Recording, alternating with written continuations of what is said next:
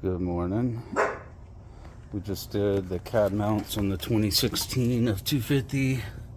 We started by just getting up in those holes with the PB blaster and hitting all of them as best we could on the top part of the bolt. And then we did not use the impact. I don't recommend that. You get a face full of dirt. We just used that to break it loose with the impact socket, and then once they got loose enough, use that guy with the ratchet, and the 12-inch extension gave us enough to get up there and not be banging on everything underneath the truck. So yep, just basic hand tools, nothing special there. And then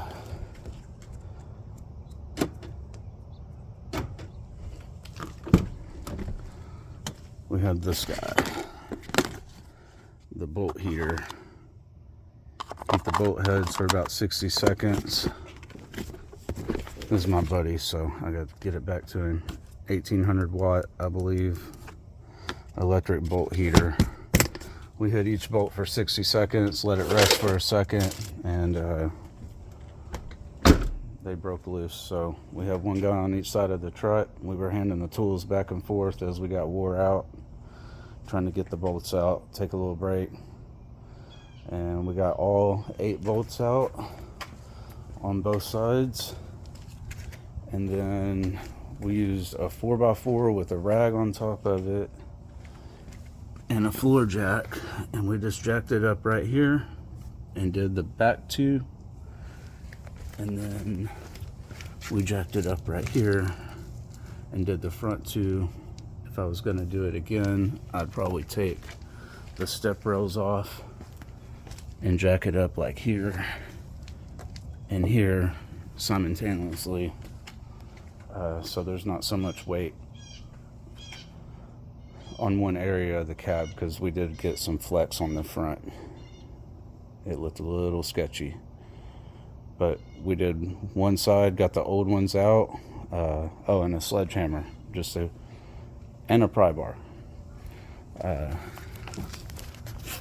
Once you get the bolt out, some of them we had to use a pry bar to just get it to separate, and then once we got it jacked up, we used a sledgehammer to kind of bang them loose out of the frame. We got all 4 out and in on this side, and then we did the other side the same way. Got all 8 bolts started, and by the way, the nuts are secured to the frame. You don't need a tool on the other side. So it's pretty straightforward. Wasn't really too bad. The hardest ones were these right here behind the tires. They must have had the most dirt and grime from the road. So those 2, we fought them all the way out, just one crank at a time. And then what was I gonna add?